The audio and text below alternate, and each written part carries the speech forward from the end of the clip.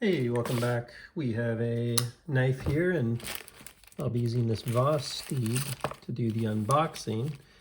One of the best budget knives I've really checked out lately, sent to me by Vosteed, and I was impressed. So when they reached out, I said I'd be interested in checking out a few more models. And here we are, we got another one in. So let's see what we think. This one is the, I want to say,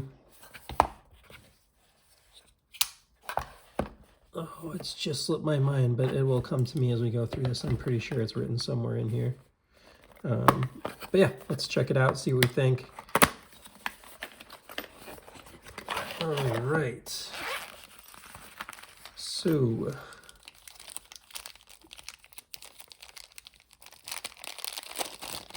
a little bit of a more traditional approach than this one that I had before, but very similar. You can see a lot of the same lines, maybe a little bit more basic on the pivot hardware, but still with a little collar on there, it looks like.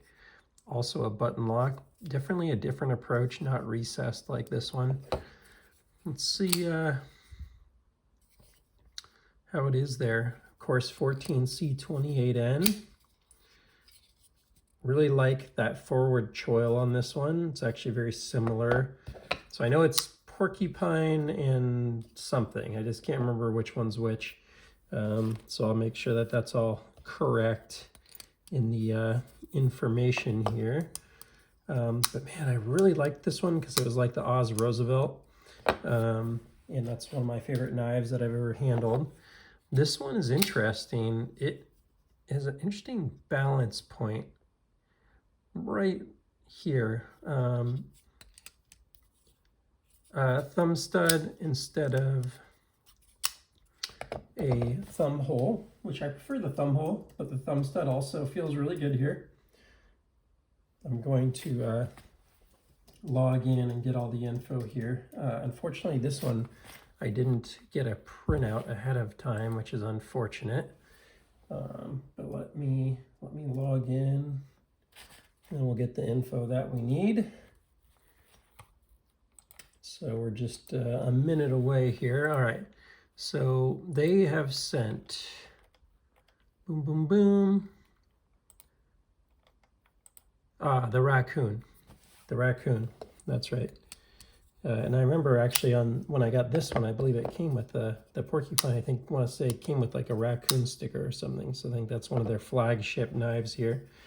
So very similar in a lot of ways, a little different in others, but very similar size. Just these slight differences you can see in how they do the reversible pocket clip. The liners looks like they're embedded instead of stacked. So they're actually receded, I guess is the right term.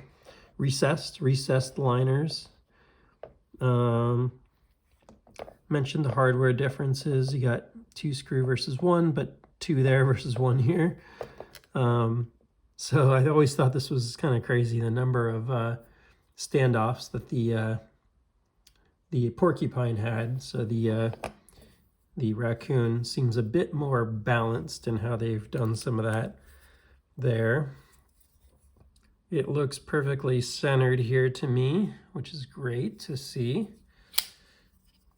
Action right out of the package is phenomenal, which is more than I can say for a lot of much more expensive knives, unfortunately.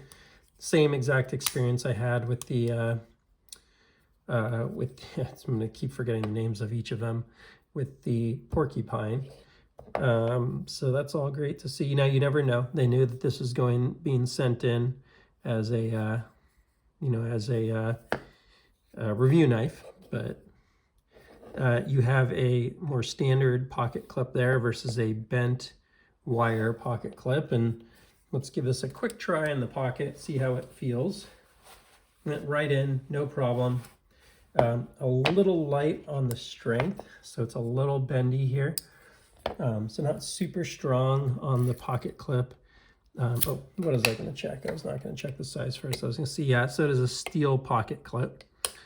And then let's check the overall length. So we have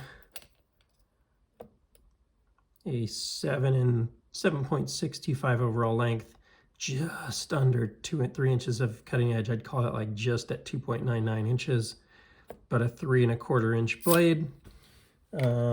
You know, you get that forward choil. It's a little trade-off. The one that I like, I'll make that trade-off all day for a more comfortable hand position personally. Yeah, I think they're both great knives. You both have kind of a flat back on the top. Kind of curious on the jimping. So the jimping on this one's a little less aggressive. You don't have the forward jimping that you have on the porcupine here. I don't know if that's why it's named the porcupine, because it has the jimping way up front or something, or just aesthetics or what, but you have a much less aggressive jimping. The jimping on this one goes way out here. This one just goes out like a 1/4 inch. This one goes out like a full inch from the handle. But yeah, overall, I mean, it just seems like they've done a really good job with these knives. Now these are, by the way, not your standard plunge button locks. These are crossbar, I think they're called. I just forgot the name of it. Backliner lock, I think. So, you know, they just perform at a very high level. You know, Brown Knives is one of the types of company that use that, and they put that on a, you know, $850 knife, $2,000 knife if you get one of the higher end Brown knives. So it's nice to see that kind of technology on a knife that's marked under $100. In this case, I think these go for around 70 bucks or something like that. I'd have to go double check. This one, I believe this one was, you know, $60 or $70. So I imagine this is going to be similar, if not less. And just the overall feel in hand is really nice. There's not a lot of, there's no hot spots. There's not a lot not to like. Everything is just really like soft to the touch. So the chamfered edges around the handle are really worth noting here, that they didn't just mail this in and kind of make this a flat slab. This is really well finished around every side. There's nothing that you touch that feels like it was, you know, not thought through. There's no sharp edges on the blade anywhere, on the thumb studs, on the hardware. You know, a little bit here maybe, but it looks like it was really intended to be. I don't find there's like a situation where I'd imagine hitting that by mistake and folding the knife. It's pretty intuitive that you would not be touching where the button is, but it's worth noting that the button does stick out there. So unlike some button locks, there is some risk, I would imagine. Good crisp detent, like it doesn't just break. It's really got a nice break on the detent, which makes it very snappy when you deploy it. So I like that. I like that a lot. Just feels solid. Feels like a solid knife. This would be a good user. So, you know, I think this is one of those things where it comes down to opinion. For me, this is kind of more of my preferred design. Kind of does everything a little more enhanced for me personally. But if you prefer a thumb stud, or if you just like the aesthetic more here, you're not going to be mad about owning this knife. It really does what it does really well. So another nice one from Vosteed. I'm glad that they've been reaching out and engaging. Honestly, wasn't a company that was like really on my radar. And yeah, they just reached out, said that they'd be willing to send some of these knives, and I've been impressed so far. So feel free to check these out. You can get them on Amazon. I'll link it in the description and in the first comment. And nothing here to really, oh look, of course, there's the Raccoon at the very end here. I, of course, get this out. It comes with like a little book on what not to do. One last little thing seems to be in here, probably a good little plug for Vosteed, Vosteed.com. Feel free to check them out. 30-day full money-back guarantee and return and replacement services. Support at Vosteed.com. Yeah, good folks over there. That's all I got for now. Please feel free to like and subscribe, and I will see you on the next one. Take care.